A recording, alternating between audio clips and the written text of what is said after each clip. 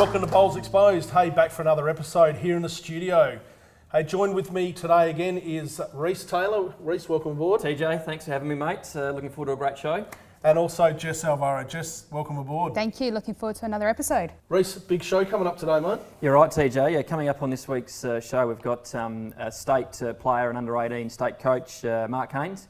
We'll be heading over to Clearview to cover the Cora Barclay Centre fundraiser, and also have APL Adelaide Endurance player Scott Thulborn here for an interview as well. We do engage. We want as many people to jump onto the Bowls Exposed Facebook page.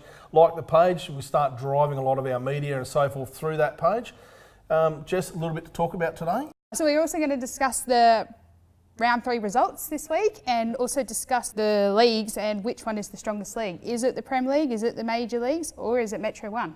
Yeah, well, we've discussed it a few times last season. When you're looking at Premier, Major League, Met 1, it's a fairly cutthroat and relentless. And some clubs, unfortunately, don't have that opportunity to bowl at that next grade up. Yes. But it doesn't mean that the talent in their club's any less. No, well, I play in the Metro 1 East, and we come up a lot of their top teams, and we were Adelaide's third team, so It's a very strong competition, yes. Absolutely, and I'm sure, Reece, there's probably some clubs around in the East there that I'm probably not as familiar with that you could probably name that are probably in the same situation. Yeah, absolutely. There's plenty of strong clubs going around, and most importantly, there's a lot of strong players in the country as well. So I think we should talk throughout the show about potentially what is the best competition going forward. And one of the things is potentially a big state-based comp. I think there's a massive need for it, and I look forward to our chat in the show about that. Looking forward to it. So stick with us. We've got a lot coming up in this show, and look forward to looking after you through today's episode.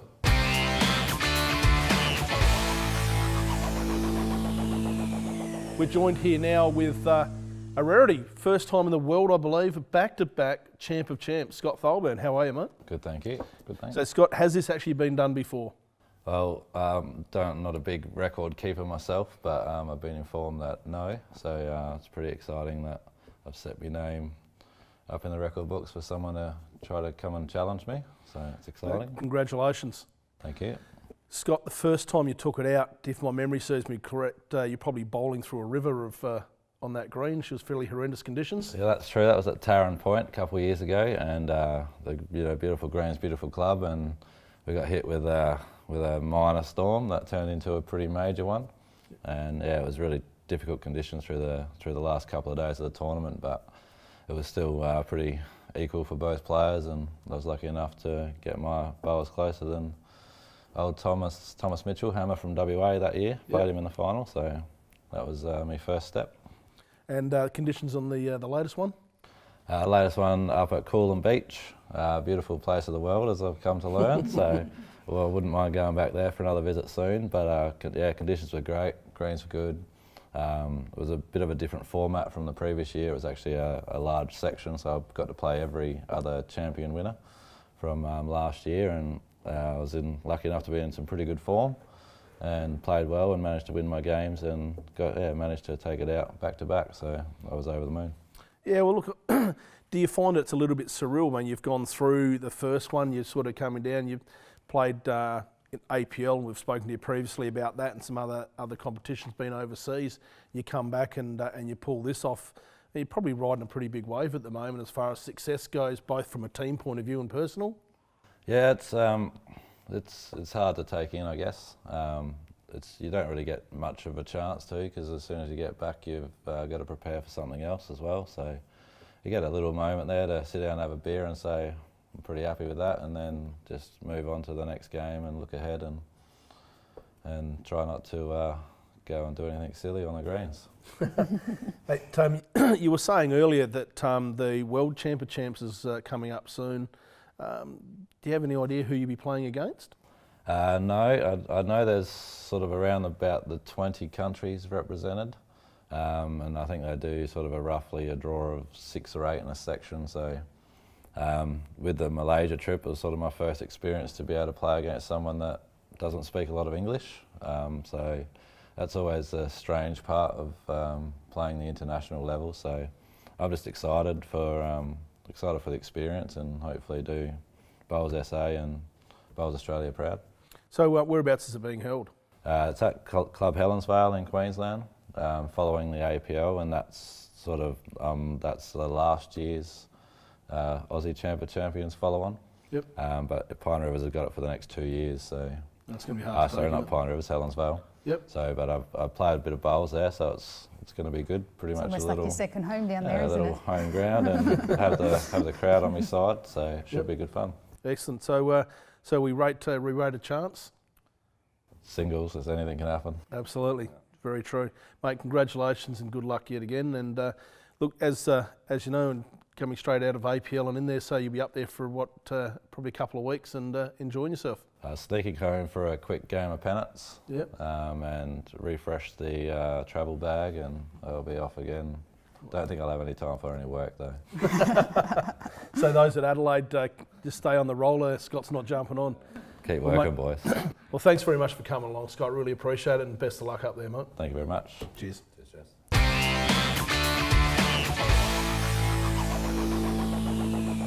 We had a couple of the Bowls Exposed team down at the Clearview Bowling Club last week for the fundraising day for the Cora Barclay Foundation, which is a great foundation. So we'll just let you have a look at that one and see how the day panned out.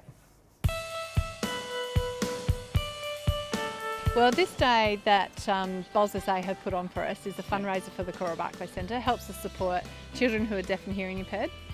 And the fundraise today go directly into the kids and servicing their needs.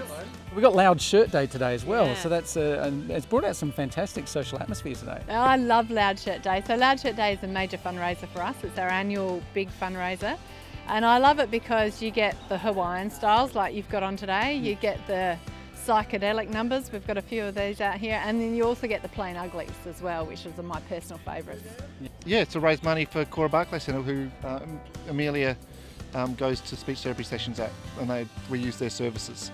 She's been going to Cora Barclay now for a bit over a year, actually nearly 2 years. There's a lot of things that we use Cora Barclay for, and they're a great organisation to raise money.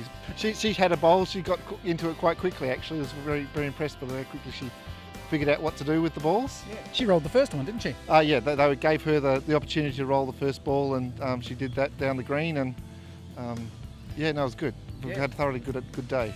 So tell us about the Cora Barclay Centre. The Cora Barclay Centre started 70 years ago. It started by a group of mothers who all had children affected by rubella and who were born deaf.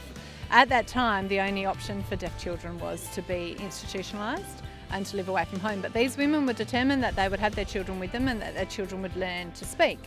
And since those days, the centre has been striving to get an oral outcome for all deaf children. So we support around 250 deaf children, and we encourage them and work with them to build their oral language skills and listening and audition skills so that they can talk just like you and I. The programs are really extensive, early intervention from 0 to 5, and then we follow on with school support and supporting the kids at school. But alongside that goes a peer support program to cater for their social and emotional needs as well.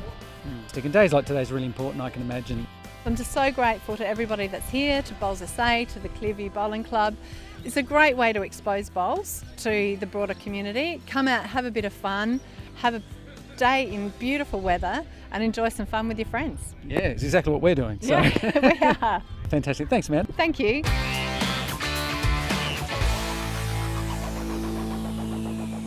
It's great to see what the clubs are doing for the Cora Barclay Centre down there at Clearview, and well done to Clearview for hosting this year's event. I believe that they raised over $6,500 for Cora Barclay, so it's a great achievement for them. Absolutely. Sorry, Reece.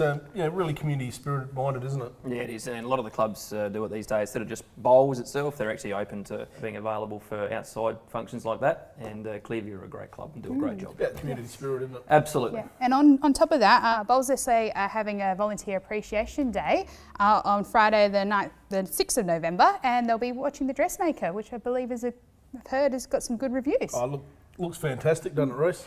Well, Kate Winslet fan myself, a bit of a Titanic from way back, so looking forward to seeing this one. And $5. Hey, can't go wrong, mate. $5 all day long. I think all the clubs get 7 free tickets themselves, but if anyone else is interested in going, I'd say contact Bowls SA, I'd imagine. Or head to their website and you can buy them online. Fantastic. Yeah, online. Yes. 21st century. Looking good. Yes. What is the best comp in South Australia? Is it metro? Is it country? What do you guys believe is the best comp? Well, Reece, look, there's been a lot of controversy about the show, even last season, this season, that our discussion points around Premier. We discussed earlier in the show about Met 1 and some of the clubs and so forth.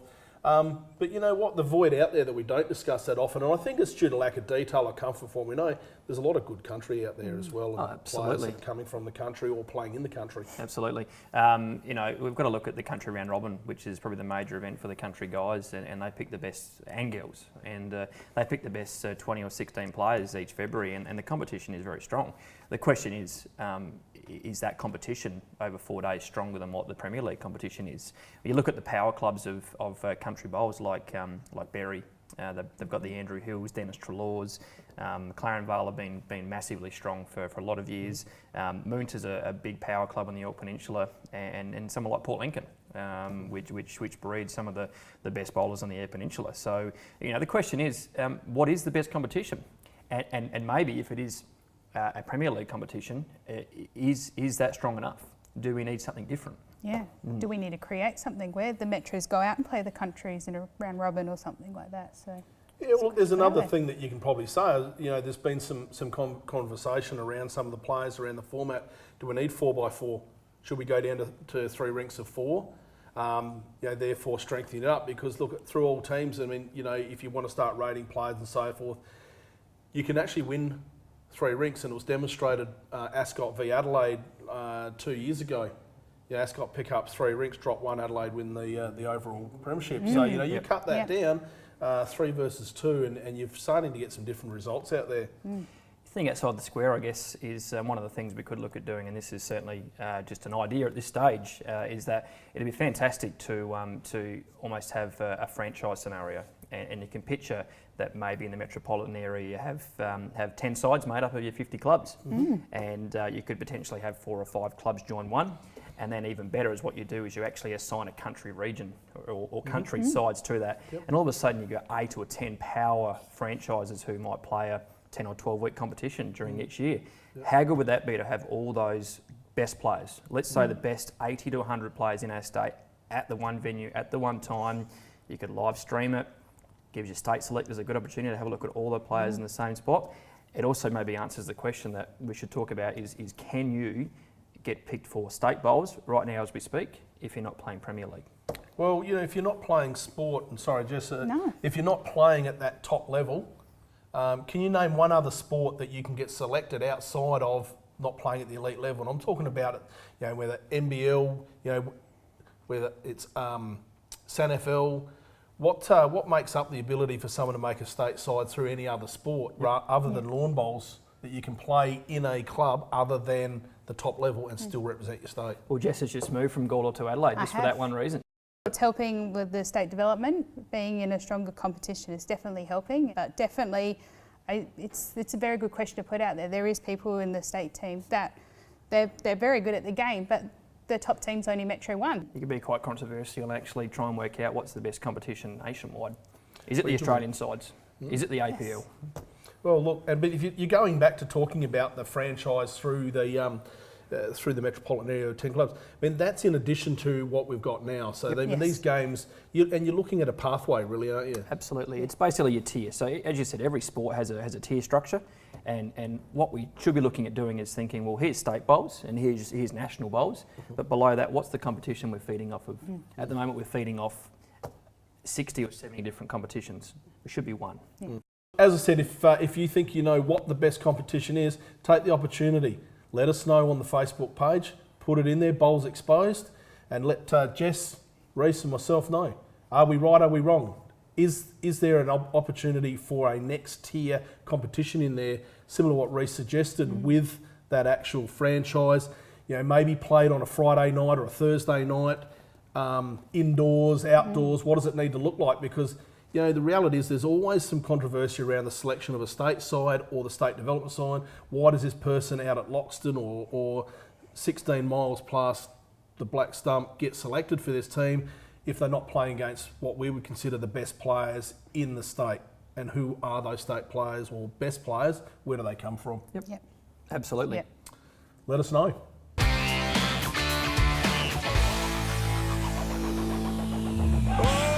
The Australian Premier League is back. Does it get any Bowling's best attack the jack in an exciting quickfire format. Magic.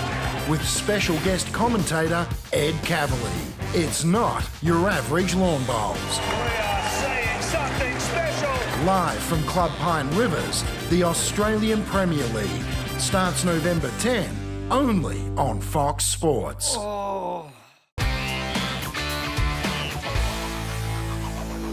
We had a couple of people go down from Bowls Exposed to Prospect Broadview.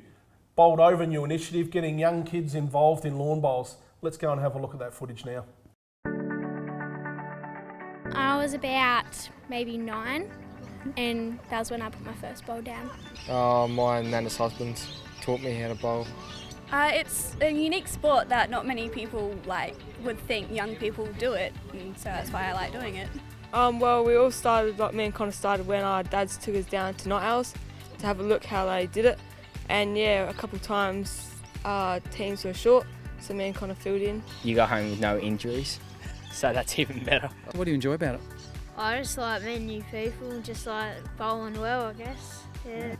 Yeah, Connor used to come down with Dylan, and the two boys started watching basically the two fathers obviously playing. So, and about 3 years ago, really, they started to take more of an interest and started filling in for Night Owls, and essentially they decided they enjoyed it. Well, this is their second year at Pennants. Been doing Night Owls for about 4 or 5 years now, and they won the flag last year in the Division 6. I've been playing Sapsaza for 3 years, and for this year I played singles, and I went very well and I won a gold medal. It's for all ages. As you can see, there's so many young people doing it now. We just have to encourage more and more every day. So what do your mates at school think about you bowling? They just say it's an old man sport. It's not really. Because our families we like to bowl with each other, and so bowls brings us together a lot more. If you go down to all these other clubs, you see 20-year-olds and everything bowling. Yeah, all different age groups bowling. Yeah, it's good. And so what is the Get Bowled Over program? It's a program that's being launched on the 27th of November to get younger people involved, and people who don't necessarily want to have the commitment of the pennant season. Doesn't matter how old you are, you can still bowl. Well, it's great to see some young kids getting involved in the sport. On the panel with us, we have Mark Haines, State Under-18 coach. Welcome to the show, Mark. Thank you. So, Mark, tell me, mate, State Under-18 coach, moulding the future of our game. Well, trying. Mate. So you've got some fairly reasonable talent in that time. We've interviewed Tyson Wilson. We've caught up with Josh Studham. Look, to a certain point, Nathan Pedersen's not long out of that team either. So, mate, walk us through. Who do you reckon in the last 2 or 3 years has probably been the most outstanding talent that you've seen? Well, Josh Studham and Tyson are obviously two of the best up and coming ones we've had over the last couple of years. There's also a lot in behind those boys, and I guess the girls as well. There's a couple of good girls coming through as well that are trying to hit the mark and get into that under-18 team. So you picked up a fair bit of success in your the last test. I mean, you've got gold, a couple of silvers and a bronze, I believe. I could be wrong there, but it took away a bit of I guess a bit of the silverware. Yeah, that was really good for obviously the kids to take home some silverware, and fair play to the boys in the pairs. They walking away with the gold medal. They played absolutely outstanding in the 4 games that they played, and it's really good to see the kids progressing every year. And we just try. Last year we walked away with a couple of medals, and this year was trying to just better that, and which we did. So we're obviously just improving, and next year we're trying to do the same. So what's our pool of talent look like? You've got Josh is, 14? Yeah, 15. 15, so it must have just turned 15. So sitting behind that through the 12, 13, 14, have we got some reasonable talent upcoming through there? Yeah, we do. We've got a lot of young kids, in that 12, 13 age bracket, and they're all on the same sort of level, but hopefully in the next year we can develop them and, get them, to come out of their shells a bit more and, progress into the senior ranks of their own clubs. So Jess, you mentioned earlier in the show about coaching and so really you've personally found a benefit to that level of coaching? Yes, the coaching has definitely helped me with different game from when you play with people and what they tell you and then actually going, well, you don't actually have to be on the jack, you meet a mat behind, a couple of feet behind is okay. So the coaching does actually help, and it gets you out of some really bad habits that you might have picked up on the way. So yes. So similar to Mark saying before, you know, when you've got a coach such as Mark that's coaching you at that state level, and your own coach,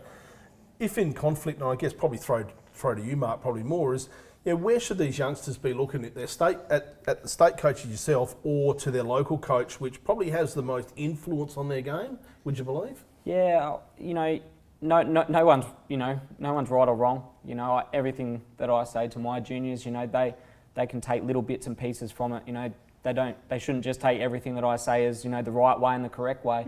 You know, if their coach at their own club is giving them advice as well, you know, take bits and pieces that they feel that is best for them.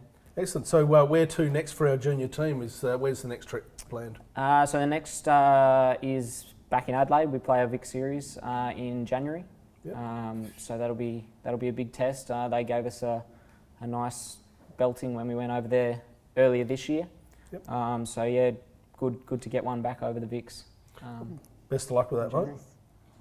So look, I think from a junior perspective, as you hear, we've got a talent pool up and coming. We've got a lifeline through the sport. Yes. Mark, thanks very much for coming along and talking to us today about the juniors. It was a great opportunity for the Bowls Exposed team out there at Prospect Broadview to catch up, get some footage, and thanks very much for your time, Mark. Thanks very much. Cheers.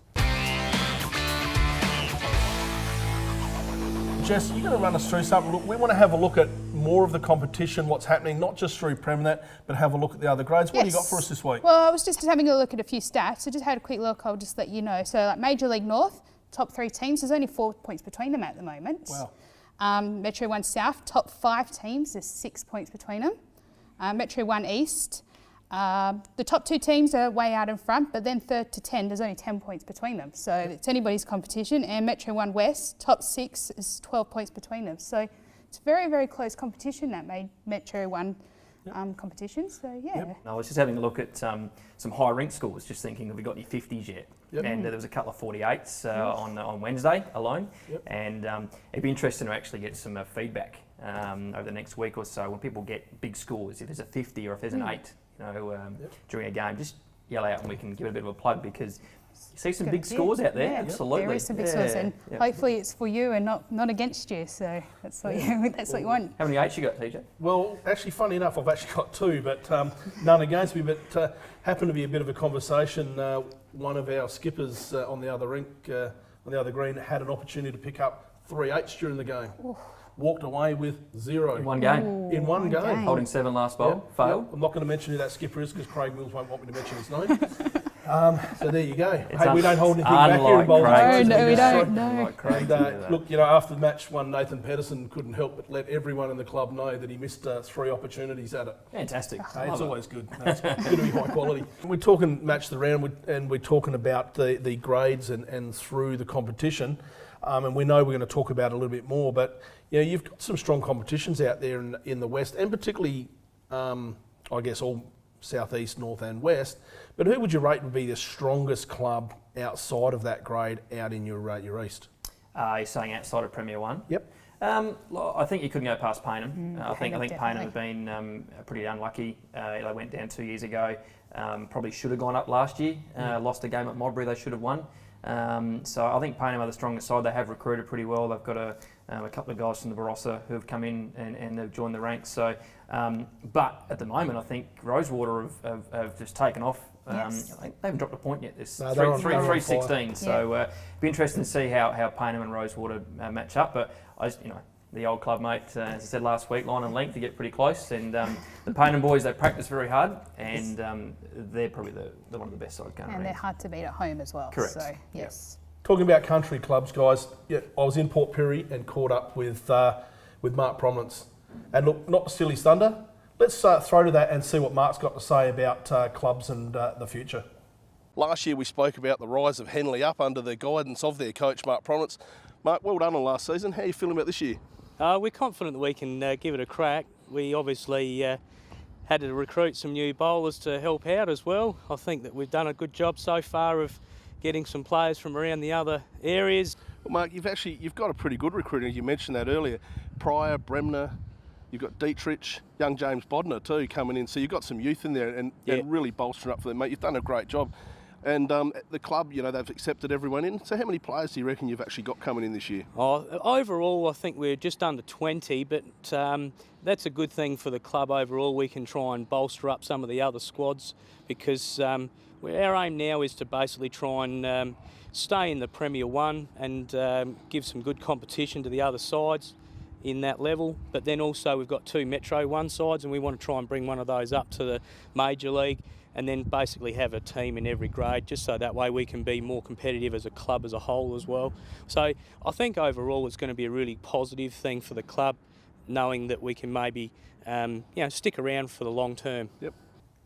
Well, it was great to hear from Mark. Fantastic. The best part about what I thought was that they've recruited 20 players, but most importantly from Premier League and Major League and Metropolitan, so it's just a whole club thing. The club's happy, the club's getting stronger, that's just brilliant. So,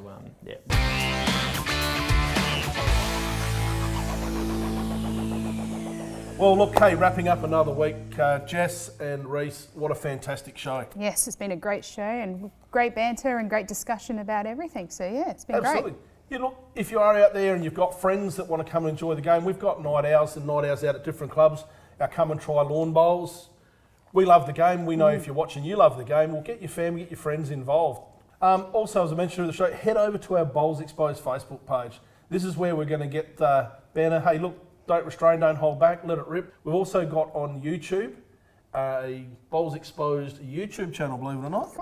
Going up with the times. Absolutely, 21st century all the way.